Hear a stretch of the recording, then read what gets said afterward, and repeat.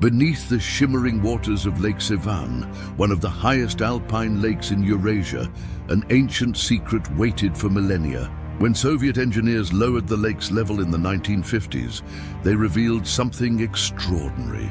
800 tombs containing chariots, bronze warriors, and golden treasures from a civilization that flourished 3,500 years ago. High in the South Caucasus, where volcanic peaks scrape the sky and mountain passes connect ancient worlds, a Bronze Age people built fortresses unlike anything their neighbors constructed. Using stones so massive that later civilizations believed only giants or dragons could have moved them, they created hundreds of Cyclopean strongholds that still dominate the landscape. They mastered bronze like few others, creating belts decorated with hunting scenes, mythological battles, and mysterious rituals. They were among the first peoples in the Near East to harness the revolutionary spoke-wheeled chariot, bringing the technology of the Eurasian steppes to the highlands of Armenia. This civilization emerged in the shadows between empires, in that crucial window between the collapse of the great Bronze Age kingdoms and the rise of new Iron Age powers. For nearly 8 centuries, from 1500 to 700 BC, the people archaeologists call the Lchashen-Metsamor culture thrived in the Armenian highlands. Yet they remain one of the most enigmatic Bronze Age societies. They left no written records in their own language. Their origins spark scholarly debate. The purpose of their massive fortifications puzzles researchers, and their sudden decline coincides with the emergence of one of the ancient world's most powerful kingdoms, Urartu. Tonight, we journey into the heart of the South Caucasus to uncover the story of this remarkable culture. We explore their Cyclopean fortresses perched on mountain peaks, examine the bronze masterpieces they created, and investigate the mystery of their sudden transformation when iron-wielding warriors descended from the north. Who were the people of Lchashen-Metsamor? Where did they come from? Why did they build so many massive fortresses? And what became of them when their world changed forever in the 8th century BC? If you find this documentary useful and informative, please like and subscribe to Unleash Facts to support our work in bringing history to life.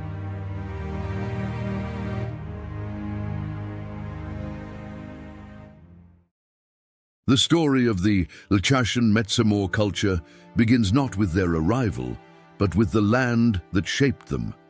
The Armenian Highlands, a vast mountainous plateau bridging 3 continents. Between 1500 and 700 BC, during the Late Bronze and Early Iron Ages, this archaeological culture dominated the South Caucasus, spreading primarily across the territories of present-day Armenia, with influences reaching into southern Georgia and eastern Turkey. To understand this civilization, we must first comprehend their world.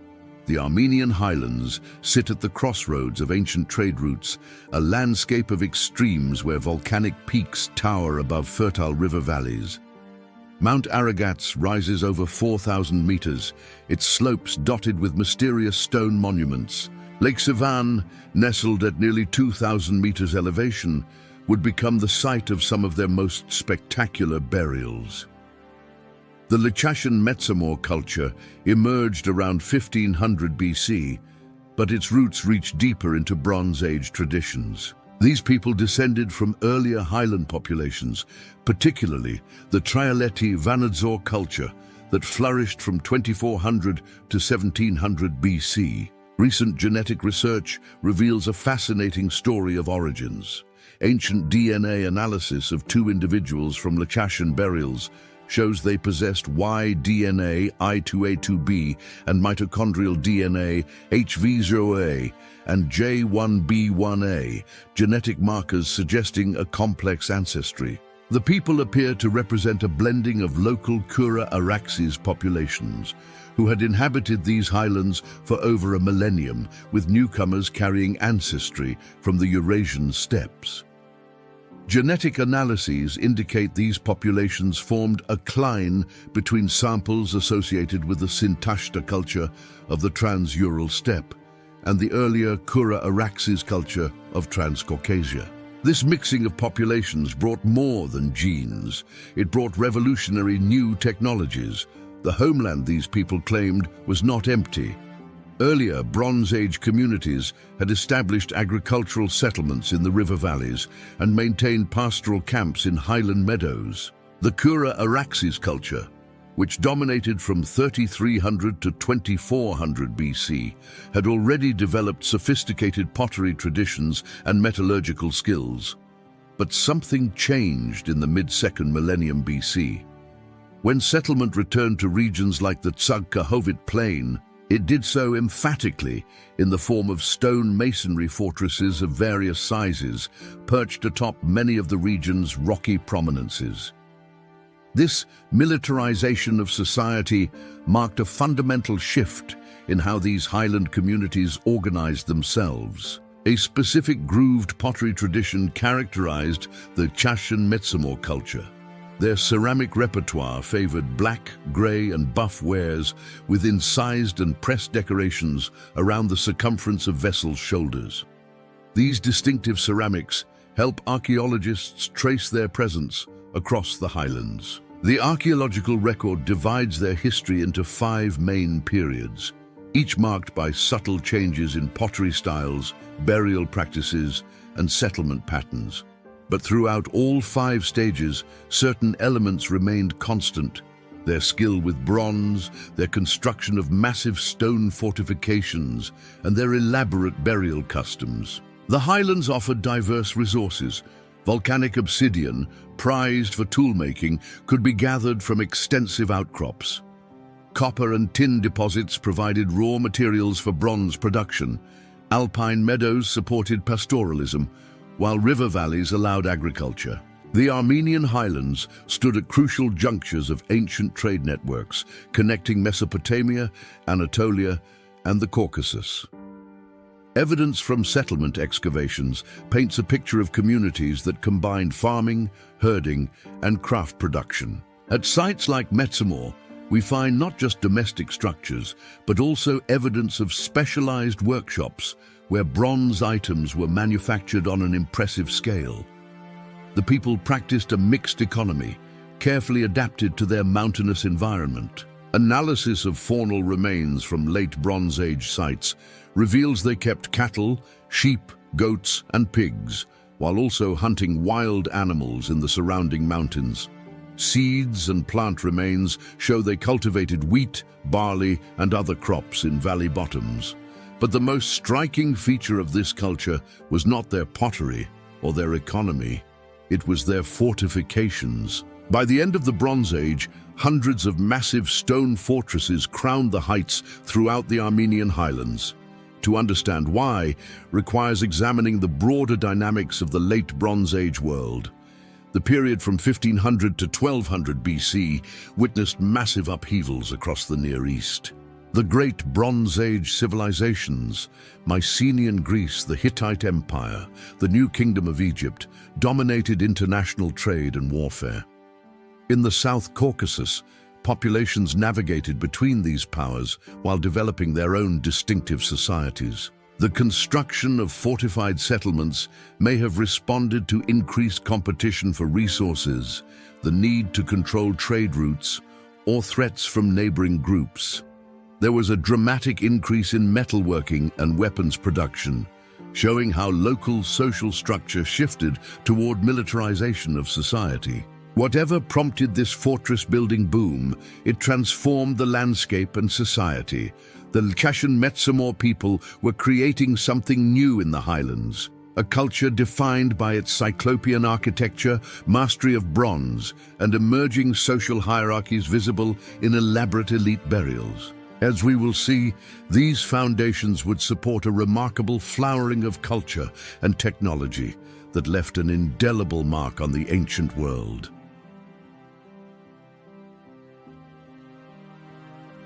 The construction of widespread Cyclopean fortresses at the end of the Bronze Age, along with cities, indicates population growth and urbanization in the territory of Armenia. But the scale and sophistication of these fortifications still astound modern observers. The term Cyclopean comes from ancient Greek legends of the Cyclopes, one-eyed giants believed to have built massive stone walls. Later Greeks, encountering Mycenaean fortifications with huge unmortared blocks, concluded only supernatural beings could have moved such stones. The Cyclopean fortresses of the South Caucasus earned this name for good reason. The masonry at these fortresses employed large, roughly shaped stone blocks set in irregular courses. Individual stones often weighed several tons. Workers somehow quarried these massive blocks from nearby outcrops, transported them to hilltop locations, and fitted them together without mortar. A remarkable feat of engineering and labor organization. Fortification lines closely followed contours, paralleling the steep slopes of the outcrops and hills they capped, suggesting these fortresses were planned in relation to the topography. This wasn't random construction, it reflected careful strategic thinking and sophisticated understanding of defensive architecture. Archaeological surveys have documented different types of Cyclopean structures. Some fortresses, like Cyclopean, featured true Cyclopean construction with massive stone blocks, with fortifications set in multiple circuits descending the slope of the citadel. The distinctive spider-web-like layout of these multi-circuit fortifications is perhaps the most emblematic architectural signature of the era. The distribution of fortresses reveals careful planning at a regional scale. The mountainous topography of the Armenian Highlands and South Caucasus accentuated the importance of valleys as areas of habitation and as conduits among settlement areas.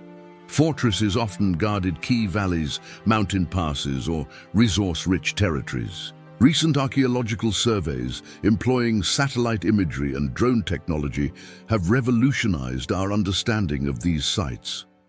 Researchers have identified more than 160 Cyclopean fortification complexes in the historical Javakheti region of Georgia alone, with hundreds more scattered across Armenia and Azerbaijan. These heavily fortified settlements have usually been labeled as Cyclopean fortresses due to their similarity to European defensive structures, but being built with large stones on strategic hilltops, they played different political and economic roles, and some were likely the seat of important local political entities.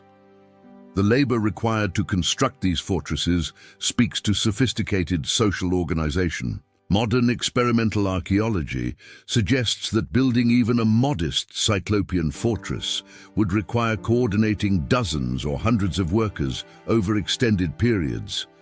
Someone had to organize quarrying operations, transport logistics, food supplies for workers, and construction planning. This implies the emergence of leaders with authority to command labor and resources, what archaeologists recognize as chiefdoms or early forms of statehood. The impressive Cyclopean masonry fortresses found in some areas indicate substantial labor management capabilities and perhaps the formalization of sovereignty through the built environment. The fortresses were not merely defensive.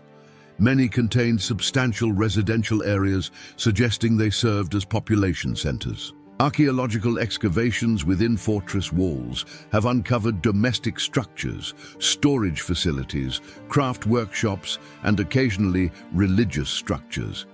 While their stone fortresses impressed with size, their bronze work impressed with artistry. The Lchashen-Metsamor culture produced bronze objects of remarkable quality and diversity: weapons, tools, ornaments, vessels, and most notably, elaborate decorated belts. A number of bronze items, such as bronze belts, have been discovered at Lchashen-Metsamor sites.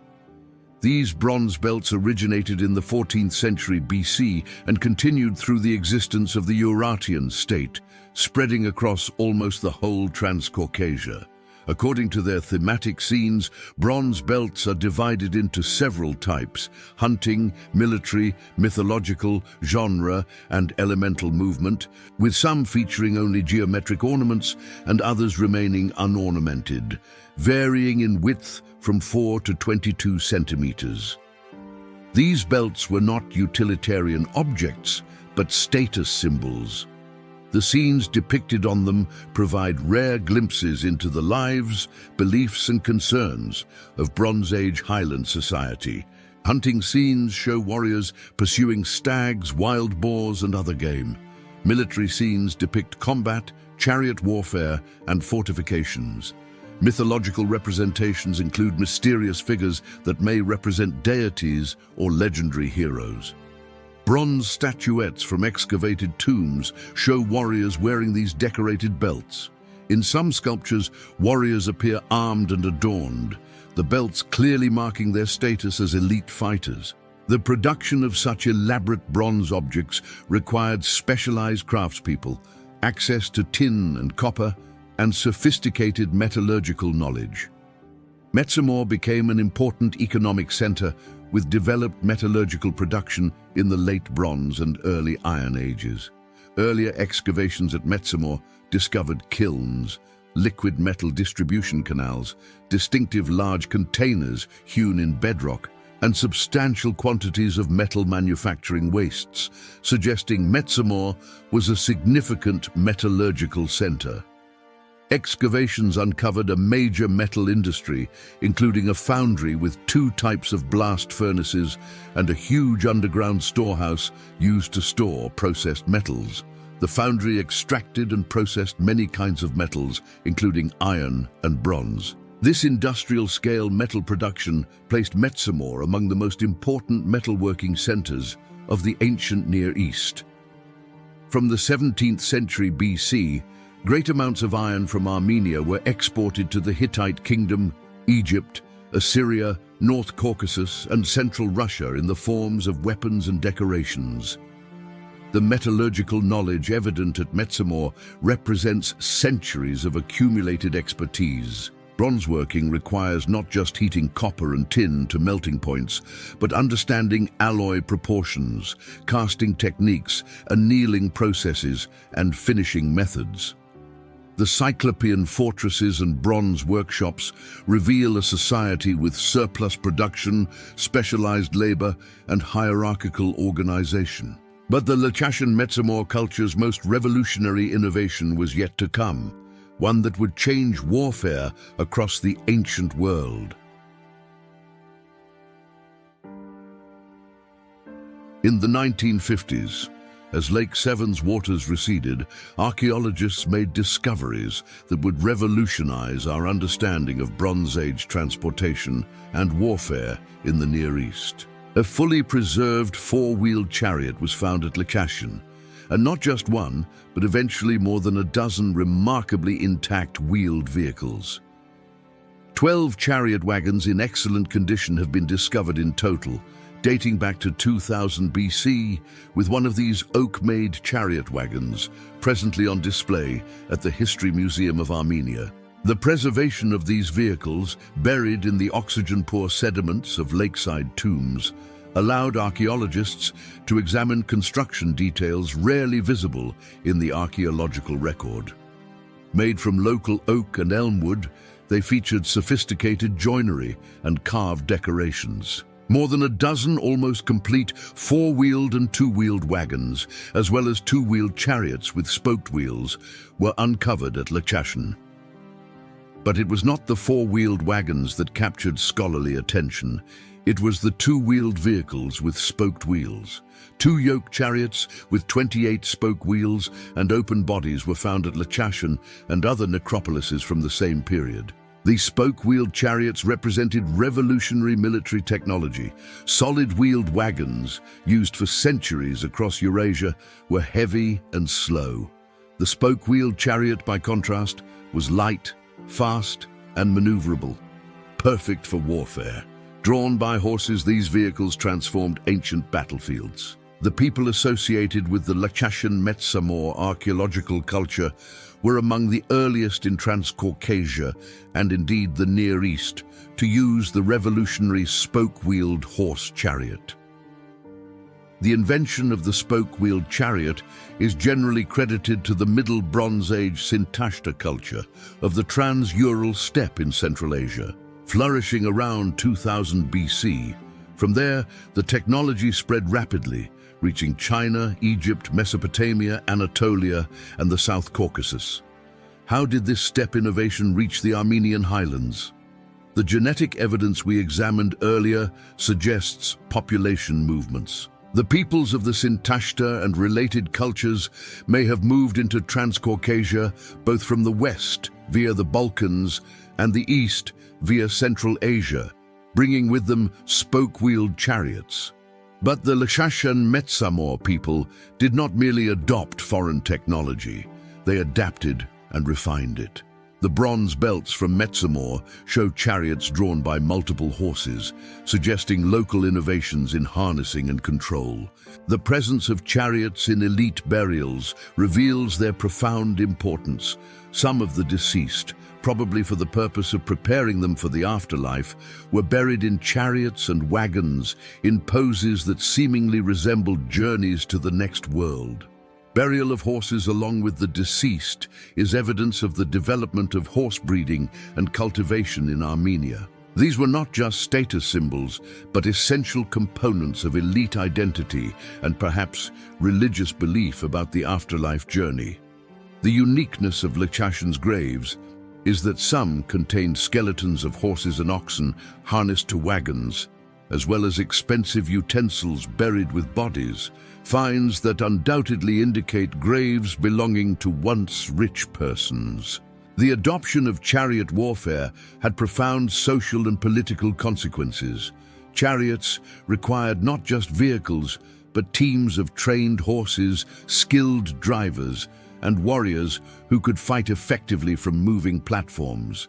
This created a specialized military elite.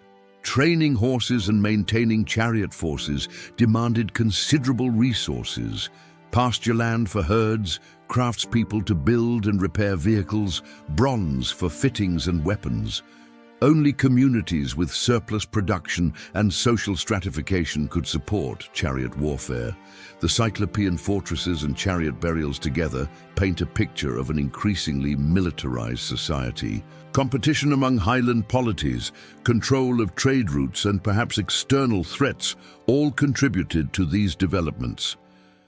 Archaeological evidence confirms this was not a peaceful era.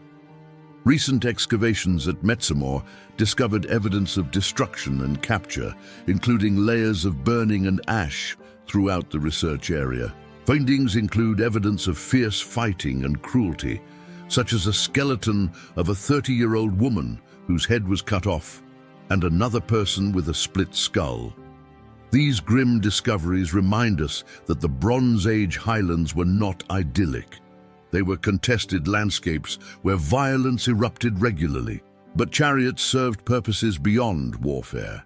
They conveyed prestige, demonstrated wealth, and enabled rapid communication across the mountainous terrain. Elite individuals used chariots to project power, visit subjects, attend gatherings, and conduct rituals.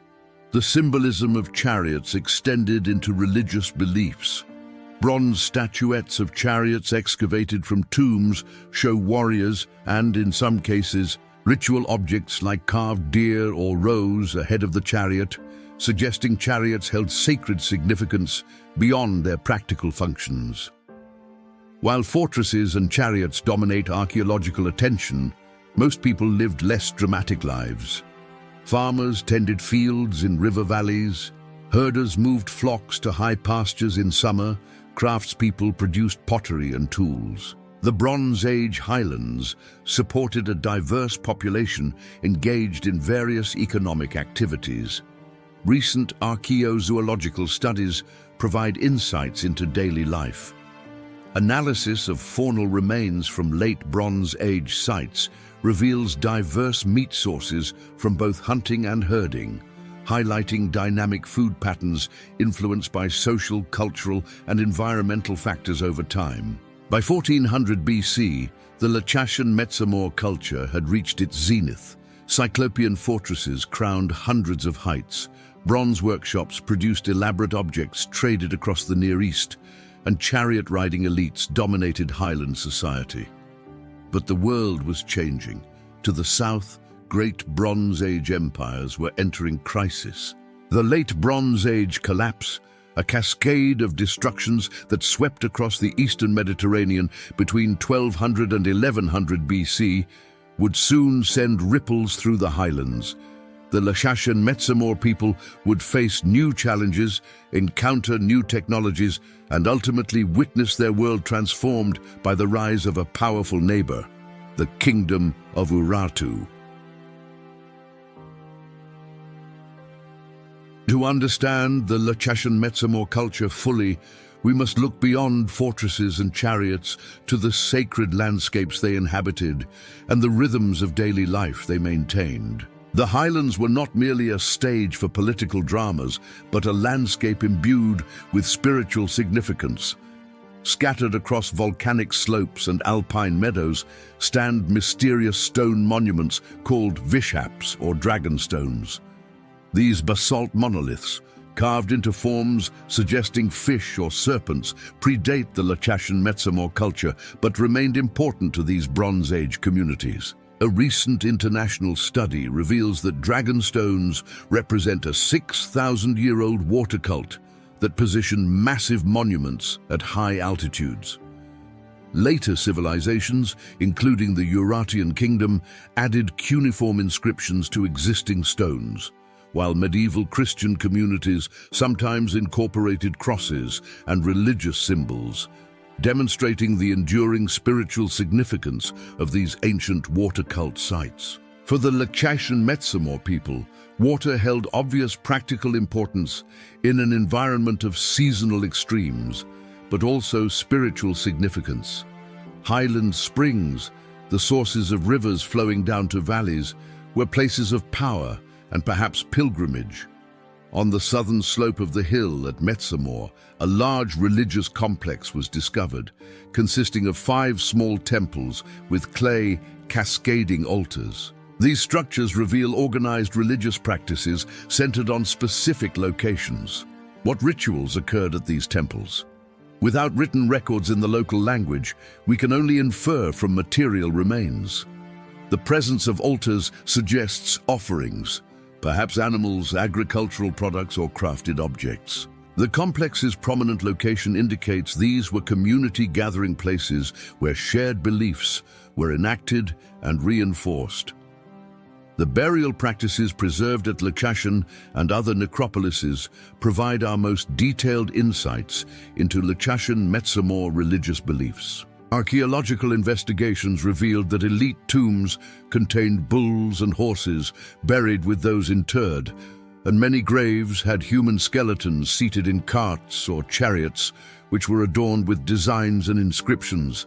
These elite burials required enormous investment. Beyond the vehicles and animals, graves contained diverse objects. Valuable finds included bronze statuettes of oxen, a frog cast from gold, and 25 other gold items made in the middle of the 2nd millennium BC. Colorful ceramic ware with dotted and ornamented patterns, later replaced with shiny black pottery, accompanied the dead, along with wooden items including spoons, ladles, glasses, buckets, and tables. These objects suggest beliefs about equipping the deceased for an afterlife journey or continued existence.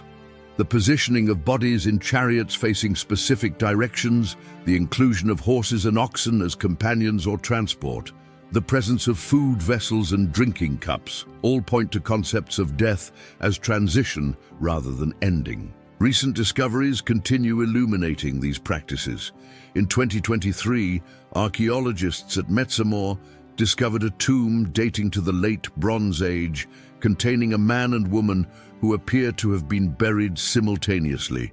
lying in an eternal embrace. Believed to have died in their 30s, one wore bronze bracelets, the other a tin wire ring, and the burial contained gold pendants and more than 100 amber and carnelian beads.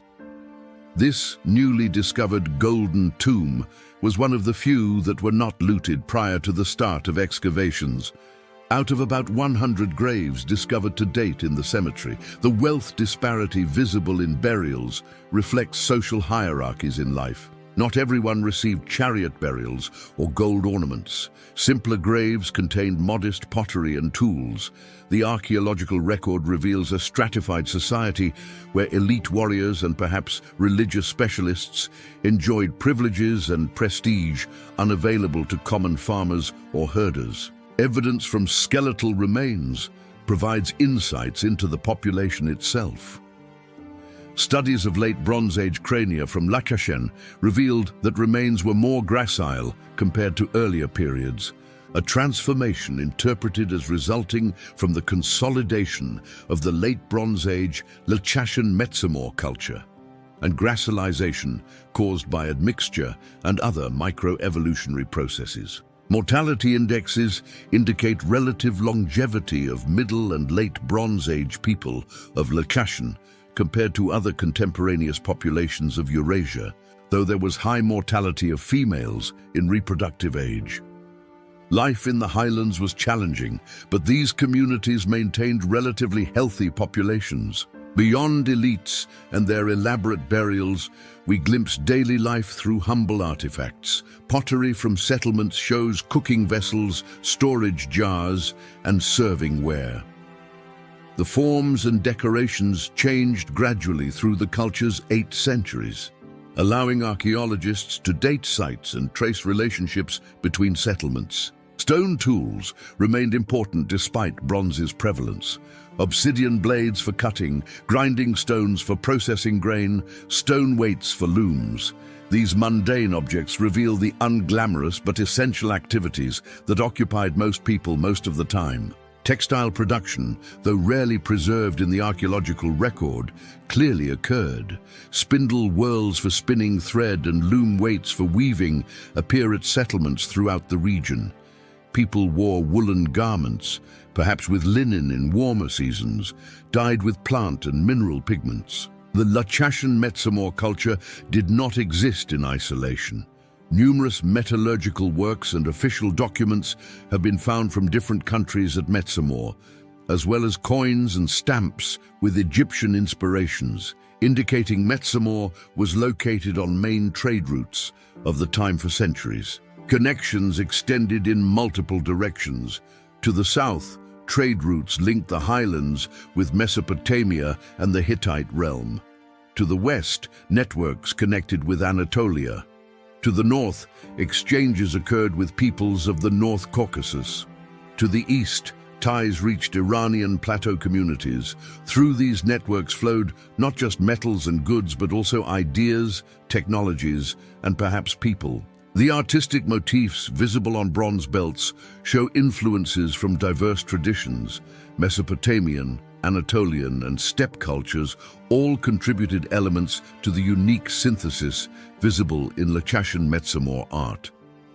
By the 13th century BC, the Lchashen-Metsamor culture had created a distinctive highland civilization. Their Cyclopean fortresses demonstrated engineering prowess. Their metallurgy rivaled any in the ancient world. Their adoption of chariot warfare showed technological adaptability, and their elaborate burials reflected complex religious beliefs. But external forces were gathering that would test this society's resilience. The Great Bronze Age collapse was sending ripples throughout the Near East, and in the South Caucasus, a new power was emerging that would fundamentally alter the political landscape, the Kingdom of Urartu. Around 1200 BC, a catastrophic wave of destructions swept across the eastern Mediterranean and Near East. Mycenaean palaces burned, the Hittite Empire collapsed, Egyptian power contracted, cities across the Levant and Anatolia were abandoned or destroyed. This period which archaeologists call the Late Bronze Age collapse, represents one of history's most dramatic system failures. The causes remain debated: climate change, drought, earthquakes, invasions by mysterious sea peoples, internal revolts, economic disruption.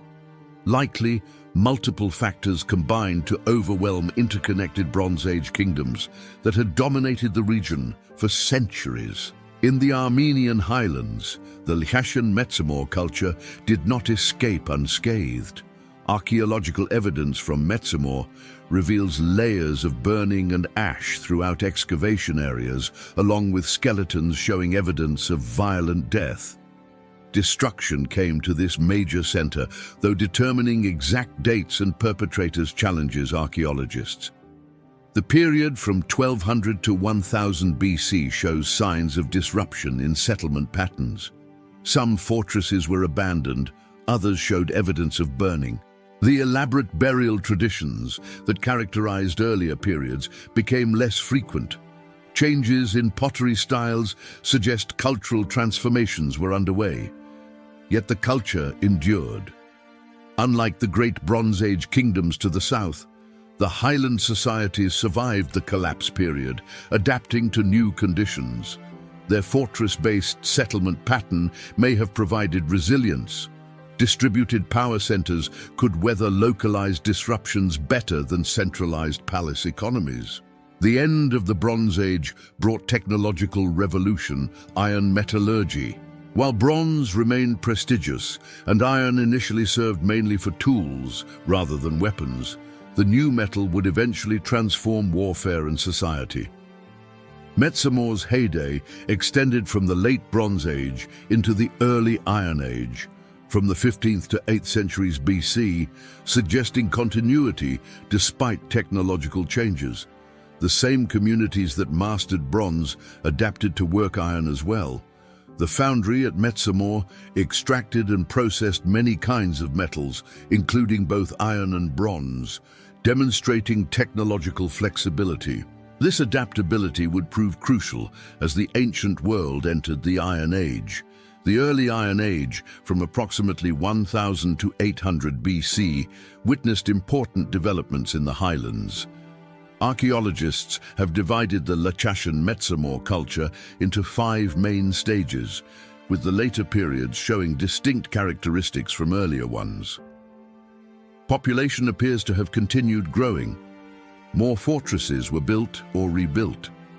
But subtle changes in material culture suggest evolving identities and possibly shifting political arrangements. The question of who these people were and how they identified themselves becomes particularly relevant during this period. By the early Iron Age, several distinct political entities existed in and around the Armenian Highlands. To the west lay remnant Anatolian kingdoms. To the south, Assyria was recovering strength. To the north, various tribal groups occupied the Caucasus Mountains. And in the South Caucasus itself, multiple local polities competed and cooperated. Eteouni was the name of an early Iron Age tribal confederation in northern parts of the Araxes River, roughly corresponding to the subsequent Ararat province of the Kingdom of Armenia. Eteouni was frequently mentioned in records of Urartian kings, who led numerous campaigns into Eteouni territory. Archaeologists connect the Lchashen-Metsamor culture with the Eteouni tribal union, attested in Urartian cuneiform inscriptions. If this identification is correct, the people we've been examining were known to their neighbors as the Eteouni, a confederation of tribes and kingdoms inhabiting the highlands north of Lake Van and around Lake Sevan. The Urartians mentioned the 4 kings of Uduri Eteouni, possibly referring to a separate but culturally and linguistically connected confederation comprising lands along Lake Sevan's southern shore, with Uduri probably meaning water in reference to its location. The Eteounian lands of Welikuni and Tiluhu were located on Lake Sevan's western shore, and Kekuni was on the lake's northern shore. The archaeological site of Lchashen, probably corresponding to the city of Ishtikuni, was located in one of these kingdoms. This political fragmentation, multiple kingdoms within a broader confederation, fits the archaeological pattern of numerous fortified centers rather than single dominant capitals. Each fortress may have served as seat of a local ruler, with some form of coordination or alliance among them. In the 9th century BC, a new power rose to dominance in the region, the Kingdom of Urartu, centered around Lake Van in what is now eastern Turkey. Under energetic kings, Urartu expanded rapidly, conquering neighboring territories and challenging Assyria for regional supremacy. The Urartians were remarkable empire builders. They constructed massive stone fortresses using techniques similar to but more refined than the Cyclopean architecture of earlier periods. They developed sophisticated water management systems with long aqueducts. They created impressive metalwork, carved cuneiform inscriptions into cliff faces, and built temples to their gods. Their expansion brought them into conflict with the Eteuni. During the co-regency of Ishpuini and his son Menua, Urartu began expanding northward into Eteunian territories, battling local tribes and bragging about conquering settlements. The relationship between Urartu and Eteuni was complex and often hostile. The Eteunians seem to have revolted and invaded Urartu during one Urartian king's reign, stealing religious objects from Musasir, the Urartian religious center. Urartian king Sarduri II launched numerous military campaigns in Eteuni in the 740s BC, battling with local rulers. According to Assyrians, the Atinians revolted 3 times during the reign of Rusafa, with these revolts apparently resulting in Urartian military losses and Urartu being plundered. The Eteuni were not passive victims, but active resistors who could inflict significant damage on their more powerful neighbor. Yet ultimately, Urartian military strength proved decisive. The Lchashen-Metsamor culture began declining in the 8th century BC when Argishti I, the king of Urartu, crossed the Araxes River with his army. Argishti B reigned from approximately 785 to 756 BC and was one of Urartu's most successful military leaders. His inscriptions, carved into cliff faces and stone stelae, record campaigns conquering territories, deporting populations, and founding fortresses. Around the 5th year of his reign, Argishti conquered the Ararat Valley, an event commemorated in inscriptions. Argishti conquered territories around Lake Sevan, deporting men and women from conquered settlements. During these campaigns, Argishti began construction of the city of Erebuni, which corresponds to the hill of Arin Bird on the outskirts of Erevan, transferring troops from western borders to reinforce control over the territory, the foundation that would eventually become modern Yerevan. Destruction at Metsamor might have been brought by King Argishti the Fern, with the period especially marked by regional turmoil. The raid of Urartian king Argishti the Fern's army at the beginning of the 8th century BC put an end to Metsamor's prosperity, with both the lower town and fortress burned and destroyed. Yet this was not complete annihilation. While earlier scholarship held that Metsamor was destroyed by Urartians during the Iron Age, researchers now believe it was destroyed by Scythian or Cimmerian nomads, suggesting the picture was more complex than simple Urartian conquest. The archaeological evidence reveals transformation rather than abandonment. Urartian pottery appears alongside local wares. Excavations revealed 2 different types of houses erected simultaneously, higher quality stone block structures existing side by side with pit houses, suggesting a wave of newcomers appeared at Metsamor during Urartian domination. The site was transformed into a large village where old defensive walls were not needed anymore, with traces visible where the defensive circuit wall was utilized as a supporting wall for dwellings. The 8th century BC marked a watershed. The autonomous Highland societies of the Lchashen-Metsamor culture were absorbed into the Urartian Empire, their distinctive pottery traditions mixed with Urartian styles. Their Cyclopean fortresses were either incorporated into Urartian military systems or abandoned for new constructions. Yet cultural continuity persisted beneath political changes. The people remained in their highland homes, continuing many traditional practices while adapting to new realities. And as we shall see, their legacy would endure long after both Lchashen-Metsamor and Urartu had passed from history.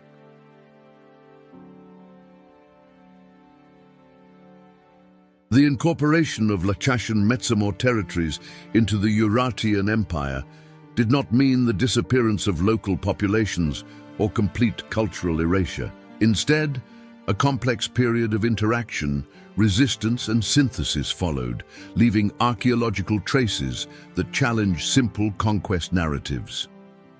Following the appearance of Urartian culture in the region, a syncretic Lchashen-Metsamor sixth layer emerged, what archaeologists call a blending of traditions. Local pottery forms mixed with Urartian styles, creating hybrid ceramics that reflected populations navigating between identities. The Urartian Empire, at its height in the 8th and 7th centuries BC, controlled vast territories extending from Lake Van to Lake Sevan and beyond. Urartian kings left cuneiform inscriptions documenting their conquests, administrative systems, and religious dedications. Yet the Urartians faced persistent challenges, maintaining control over conquered territories. The relationship with the Eteuni Lchashen-Metsamor peoples illustrates the difficulties of imperial rule over highland societies. Saduri II, Agishti's son, also launched numerous military campaigns in Eteuni in the 740s BC, suggesting the territory required repeated military actions rather than passive submission. According to Assyrians, revolts by the Eteunians during the reign of Rusa resulted in Urartian military losses and plundering. The archaeological record reveals diverse forms of interaction between Urartians and local populations. At some sites, Urartian administrative presence appears strong. Standardized pottery, cuneiform inscriptions, architectural styles match those from the Urartian heartland around Lake Van. At other sites, local traditions persist with minimal Urartian influence. And at still others, we see the hybrid culture mentioned earlier, populations adopting some Urartian elements while maintaining traditional practices. Local material culture remained relatively conservative beyond the walls of Lchashen fortresses. In rural settlements away from administrative centers, people continued producing pottery in traditional styles, maintaining customary burial practices, and likely speaking their ancestral languages. The question of language becomes particularly intriguing during this period.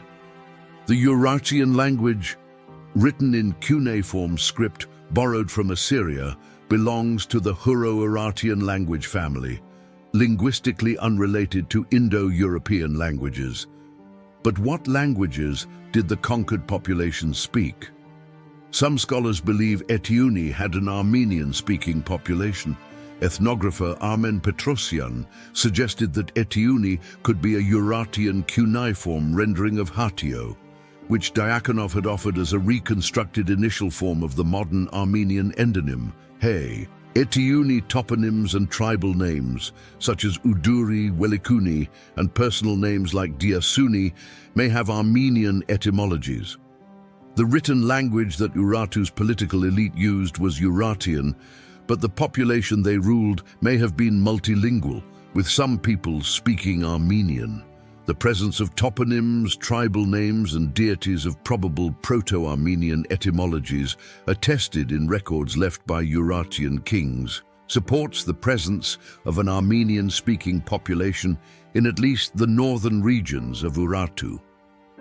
How did communities adapt to Urartian rule? Some elites likely collaborated, finding positions in the imperial administration. Archaeological evidence suggests some local leaders adopted Urartian material culture markers, pottery styles, decorative motifs, burial practices to signal alignment with the new order. Others may have resisted, maintaining traditional ways as acts of cultural preservation or defiance. The repeated rebellions recorded in Urartian and Assyrian sources suggest organized opposition persisted. For common people, life probably continued much as before. Farmers still tended fields, herders moved flocks seasonally, craftspeople produced necessary goods.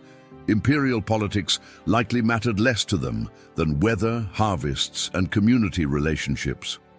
The Urartian Empire brought economic changes. Standardized weights and measures facilitated trade. Imperial roads improved transportation. Large-scale agricultural projects, including irrigation systems, expanded cultivation. From the Urartian royal palace of Musasir, records describe stealing more than 1 ton of gold, about 5 tons of silver, white copper, bronze, lead, carnelian, various precious stones, copper and metal items, golden swords, daggers, silver spears, cups, copper boilers, fireplaces, ladles, lamps, iron furnaces and more, showing that in the Armenian Highlands, from the end of the 2nd millennium BC until the beginning of the 1st millennium BC, metal casting was widespread. The continued importance of metallurgy under Urartian rule suggests economic activities that enriched the empire were also economically beneficial to local populations, even if political autonomy was lost. Religious practices offer another window into cultural interaction. The Urartian pantheon was headed by the supreme god Haldi, with numerous lesser deities.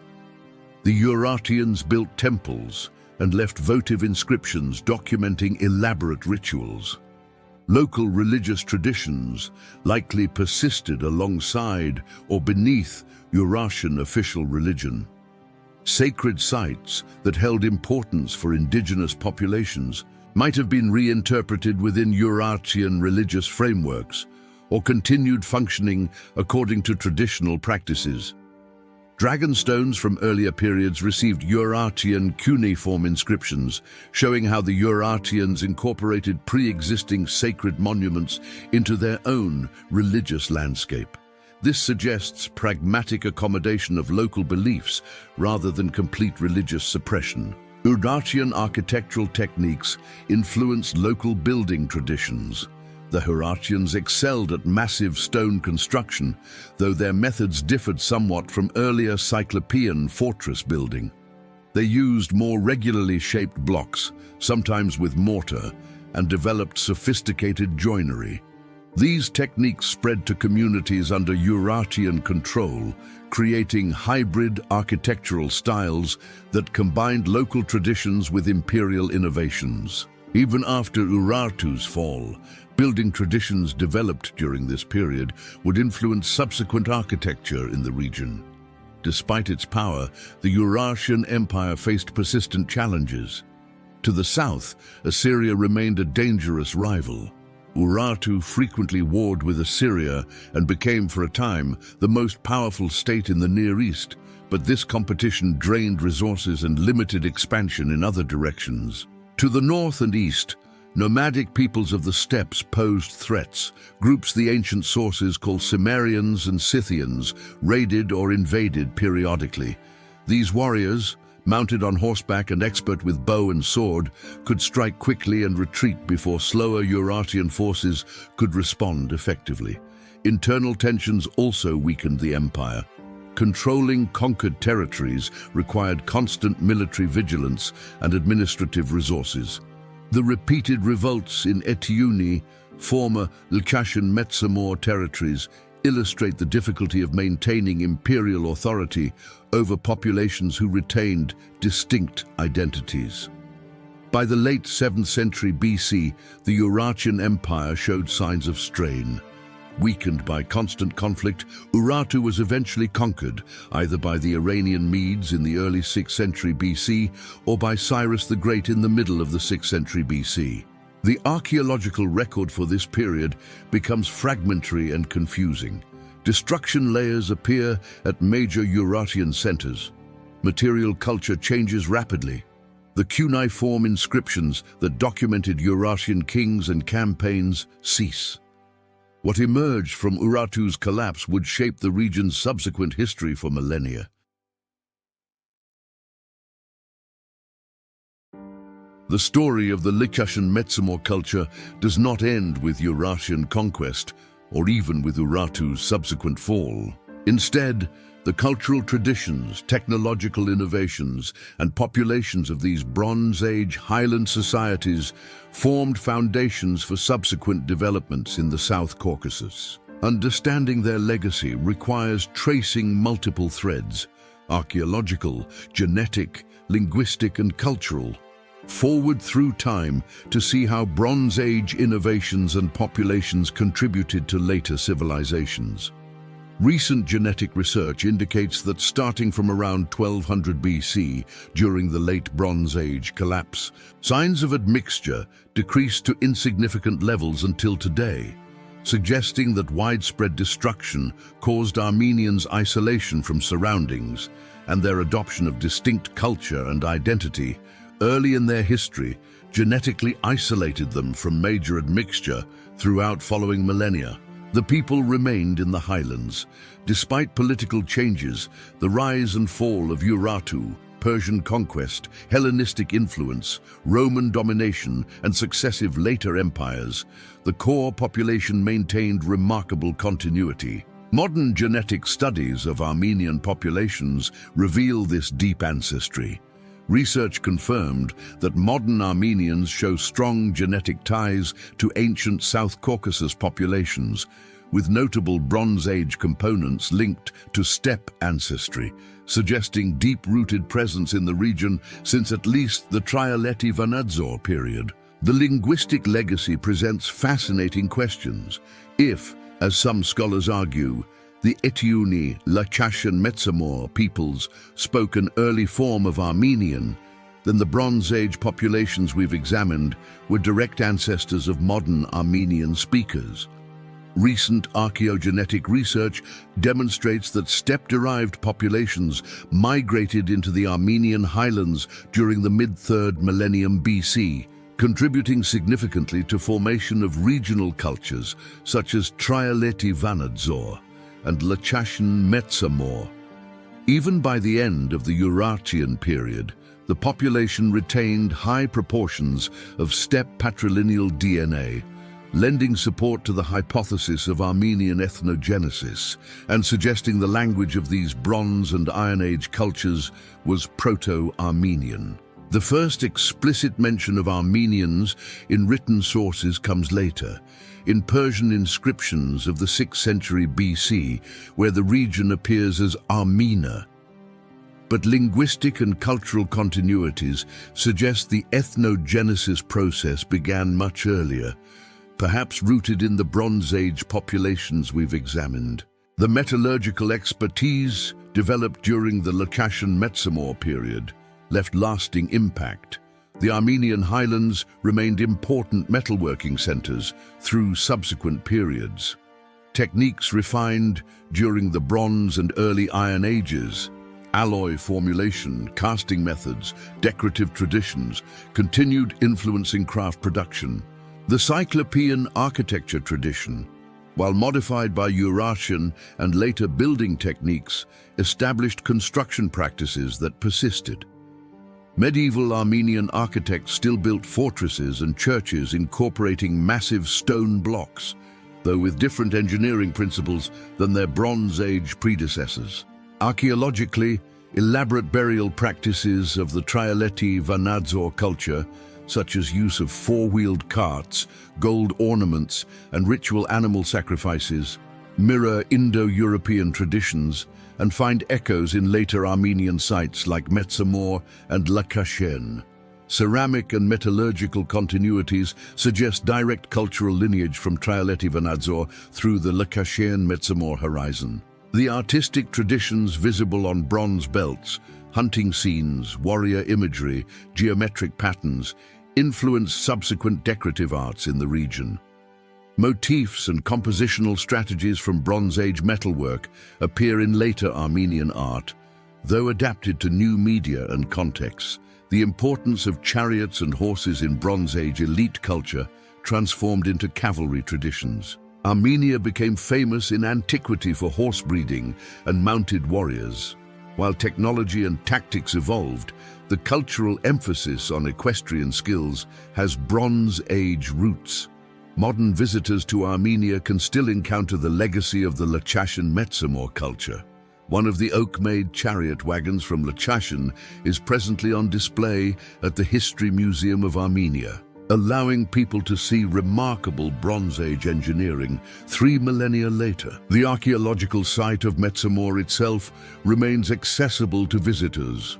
Located near modern Taranic village, the site includes the ancient settlement mound surrounding necropolis and remnants of the remarkable metallurgical complex. The Metsamor Archaeological Museum displays finds from excavations, bronze weapons, pottery, tools and ornaments that tell the story of this important center. Cyclopean fortress ruins dot the Armenian landscape.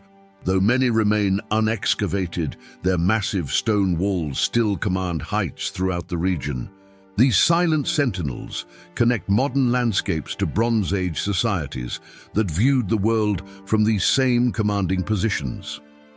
Archaeological research continues revealing new insights. Recent excavations employ advanced techniques unavailable to earlier generations of researchers. Ground-penetrating radar helps locate buried structures without excavation. Isotope analysis of skeletal remains traces ancient diet and migration patterns. DNA extraction from bones illuminates genetic relationships. The 2023 discovery of the Golden Tomb at Metsamor, the couple buried in eternal embrace with amber, carnelian and gold, demonstrates that significant finds still await discovery. Out of approximately 100 graves discovered to date in the cemetery, this was one of few not looted in antiquity, suggesting many more intact burials may remain. International collaboration brings together Armenian, European, and American researchers, combining local knowledge with diverse methodological approaches. Projects employing satellite imagery and drone surveys continue documenting Cyclopean fortresses, expanding our understanding of settlement patterns and defensive systems. Modern scholarship continues debating fundamental questions about the Lchashen-Metsamor culture. The relationship between archaeological cultures and ethnic linguistic identities remains contested. While some scholars confidently identify Lchashen-Metsamor with Proto-Armenians, others counsel caution about drawing direct lines between material culture and language. The nature of political organization during the Late Bronze and Early Iron Ages sparks discussion. Were the fortified settlements seats of independent chiefdoms, or did larger political structures exist? The Urartian references to the Four Kings suggest some level of organization, but the exact nature remains unclear. The purpose and meaning of Cyclopean fortifications generates ongoing investigation. Were they primarily defensive structures responding to military threats, economic centers controlling trade and resources, political statements projecting authority across landscapes? Likely, they served multiple functions, but weighing their relative importance requires continued research. The circumstances of the culture's transformation in the 8th century BC, whether primarily through Urartian conquest, steppe nomad incursions, or internal changes, remain subjects of scholarly analysis. New archaeological evidence and refined dating techniques continue informing these debates. In modern Armenia, the Lchashen-Metsamor culture holds special significance as evidence of ancient civilizational achievements in the Armenian Highlands. The remarkable chariots, sophisticated metallurgy, and impressive fortifications demonstrate that complex societies flourished in this region during the Bronze Age. The question of linguistic and ethnic continuity naturally interests people seeking to understand their own histories and identities. While scholarly debates continue, Many Armenians view Lchashen-Metsamor as part of their deep ancestral heritage. This connection between ancient past and modern identity is neither unique to Armenia nor inherently problematic, but it does require careful navigation.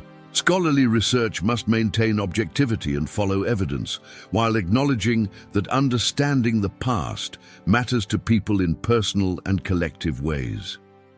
Beyond local importance, the Lchashen-Metsamor culture illuminates broader Bronze Age dynamics. Their adoption and adaptation of spoke-wheeled chariot technology demonstrates how innovations spread across ancient Eurasia. Their metallurgical achievements contribute to our understanding of Bronze Age technological networks. Their Cyclopean architecture represents an independent development of monumental stone construction techniques comparable to contemporary building traditions in the Mediterranean and elsewhere. The scale and distribution of these fortifications reveal the militarization of societies during the Late Bronze Age. Their survival through the Bronze Age collapse, when great palace economies fell, offers insights into resilience factors. Distributed political structures and fortress-based settlement patterns may have provided adaptability that centralized kingdoms lacked. The legacy of the Lchashen-Metsamor culture extends through 3,000 years. The populations who built Cyclopean fortresses and rode spoke-wheeled chariots contributed genetic, linguistic, and cultural elements that shaped subsequent societies in the South Caucasus. Their technological innovations in metallurgy, architecture, and transportation established traditions that influenced later developments. Their artistic expressions created motifs and styles that echo through Armenian art history. Their settlement patterns and agricultural practices adapted to highland environments in ways that informed later communities. Most fundamentally, they demonstrated that complex civilizations could flourish in highland environments, that societies on the periphery of great empires could develop distinctive cultures, and that Bronze Age achievements in the South Caucasus matched those anywhere in the ancient world. As we conclude our journey through the Lchashen-Metsamor world, we confront the mysteries that remain and reflect on what this Bronze Age culture reveals about human societies, technological change, and historical processes. Despite decades of excavation and research, fundamental questions persist. These are not merely gaps in knowledge, but reminders that the past always retains elements of mystery, that ancient peoples had interior lives and motivations we can never fully recover. Where exactly did the Lchashen-Metsamor culture come from? The genetic evidence points to a mixture between local populations and steppe-derived peoples in the mid-3rd millennium BC. The archaeological record shows cultural evolution from earlier Bronze Age traditions. Linguistic evidence, while suggestive, remains ambiguous. But the precise mechanisms, how populations mixed, what languages they spoke, how identities formed, remain partly obscured by time's passage. We can trace general patterns, but not individual stories. We can identify genetic contributions, but not hear the voices of those who made the journey from steppe to highland. This uncertainty reminds us of history's essential nature. We work with fragmentary evidence, building interpretations on foundations that future discoveries may strengthen or undermine. Humility about what we don't know should accompany confidence in what we do. Why did late Bronze Age communities throughout the Armenian highlands build so many massive Cyclopean fortresses? The military explanation seems obvious. Fortifications defend against threats, but the scale of construction suggests something more than simple defense. Were these statements of power visible expressions of political authority? Economic centers controlling trade routes and resource extraction, religious sites with defensive functions, population centers where communities gathered for protection during crises but otherwise lived dispersed across landscapes. different fortresses probably serve different primary functions. Recent research employing GIS analysis and viewshed studies reveals that many fortresses were positioned not just for defense, but for intervisibility. They could signal to each other, creating networks of communication across regions. This suggests coordination and planning at scales beyond individual settlements, supporting interpretations of political organization more complex than isolated chiefdoms. But the exact nature of these organizations, confederations, kingdoms, chiefdoms, remains debated. What exactly happened during the 8th century BC when the Urartian Empire expanded into Lchashen-Metsamor territories? The traditional narrative of conquest and destruction is too simple. The archaeological evidence reveals varied outcomes. Some sites destroyed, others abandoned, still others continuing with modified material culture. The syncretic Lchashen-Metsamor sixth layer demonstrates cultural blending rather than replacement. Populations adapted, adopting some elements of Urartian culture while maintaining traditional practices. Local elites navigated new political realities, some collaborating with imperial authorities, others resisting.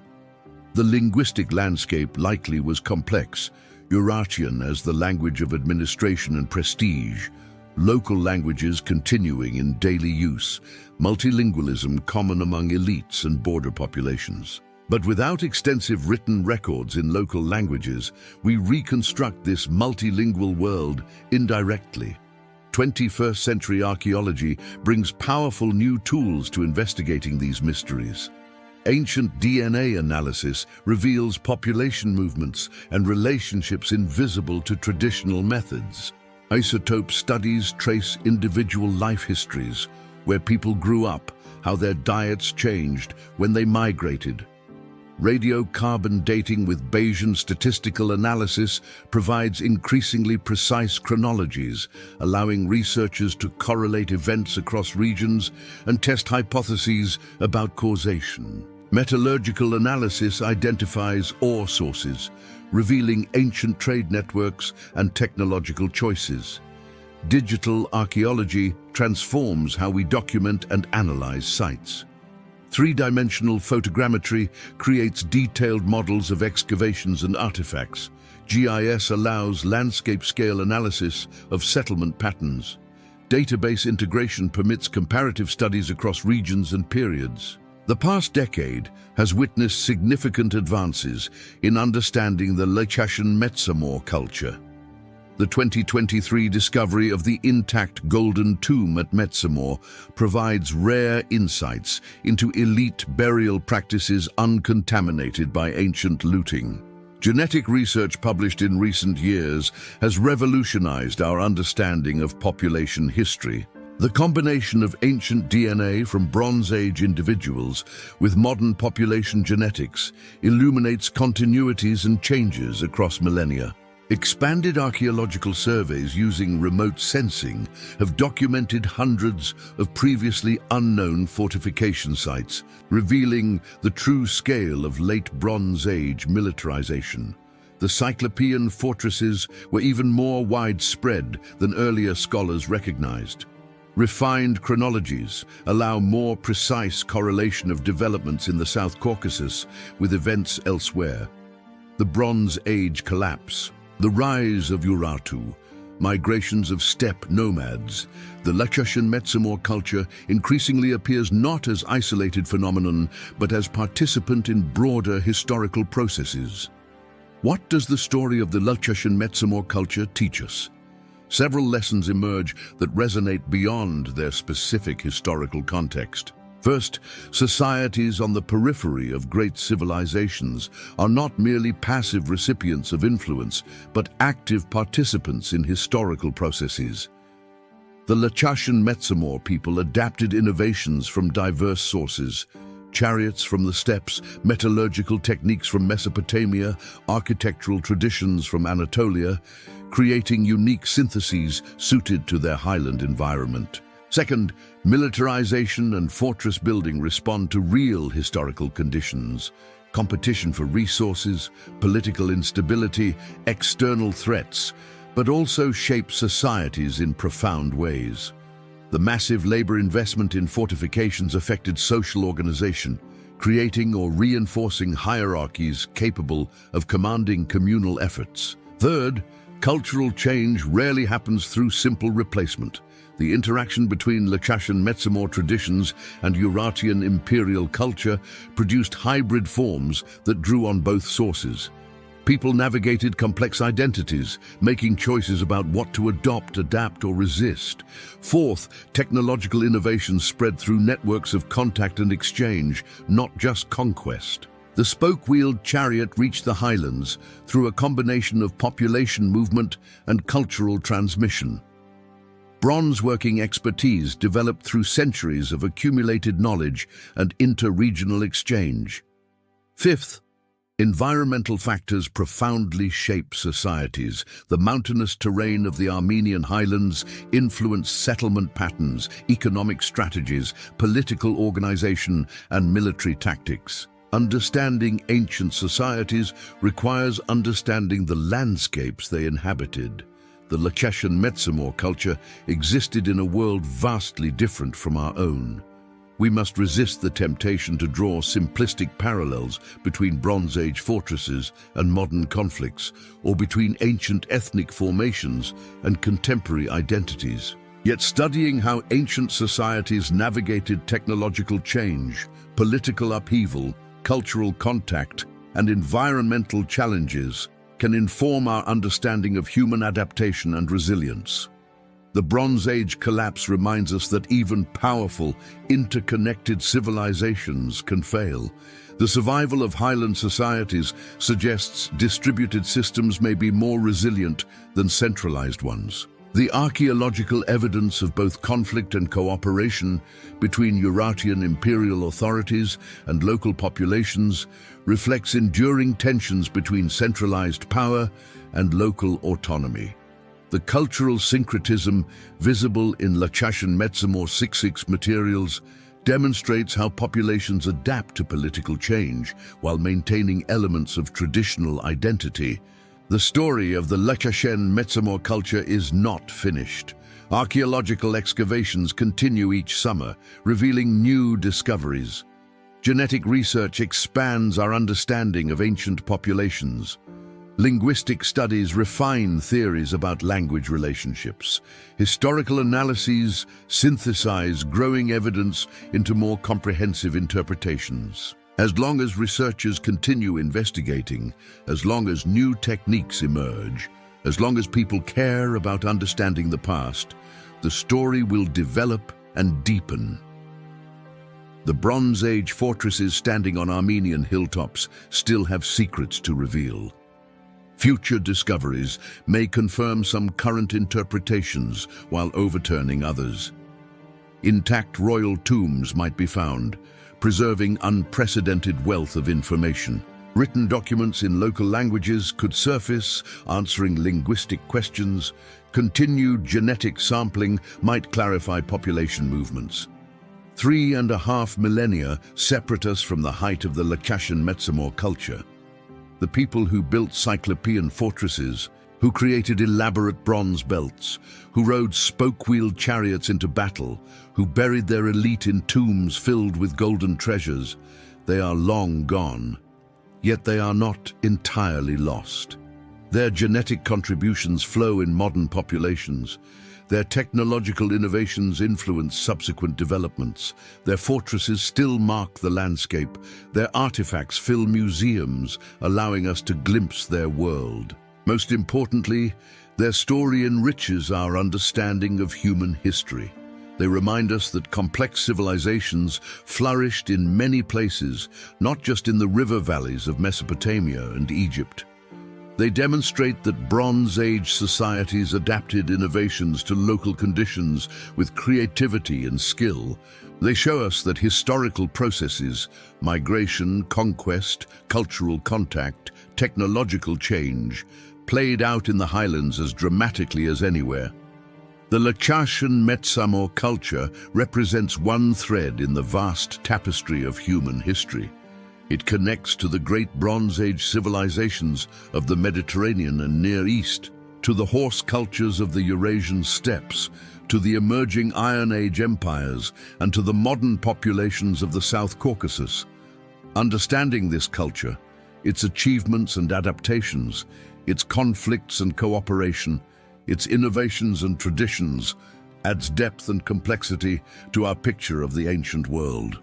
It challenges us to look beyond the centers of empire to the societies that flourished in mountain valleys and highland plateaus. The bronze fortresses may be ruins, the chariots preserved only in museum displays, the warriors long turned to dust. But their legacy endures in the genes of descendants, in the landscape they shaped, in the technologies they developed, and in the historical knowledge we continue building through patient archaeological research. The mystery of Lchashen-Metsamor, who they were, where they came from, why they built so many fortresses, what became of them, is gradually being solved through the combined efforts of archaeologists, geneticists, linguists, and historians. Yet like all good mysteries, it will always retain elements of uncertainty, gaps that spark imagination and inspire continued investigation.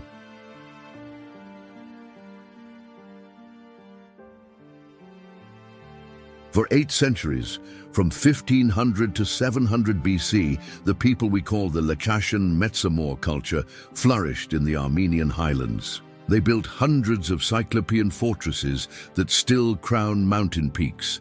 They mastered bronze metallurgy, creating weapons, tools, and elaborately decorated belts. They adopted the revolutionary spoke-wheeled chariot, bringing steppe technology to highland warfare. Their society developed distinct characteristics: fortress-based settlement patterns, elaborate elite burials with chariots and golden treasures, sophisticated bronze working, and adaptation to the challenging highland environment. They traded with Mesopotamia, Anatolia, and the Caucasus, participating in Bronze Age networks that connected distant civilizations. They survived the Great Bronze Age collapse that destroyed empires across the Mediterranean and Near East. They adapted to the emerging Iron Age, incorporating new metalworking techniques while maintaining cultural traditions. They resisted, but were ultimately absorbed into the Eurasian Empire in the 8th century BC. Yet their legacy endured. Modern genetic research reveals their descendants live today in the South Caucasus. Their technological innovations influenced subsequent societies. Their cultural traditions contributed to the civilizations that followed. And their story, gradually being recovered through archaeological research, enriches our understanding of Bronze Age Eurasia. The Cyclopean fortresses standing sentinel over the Armenian landscape connect us across 3 millennia to people who faced challenges not unlike our own.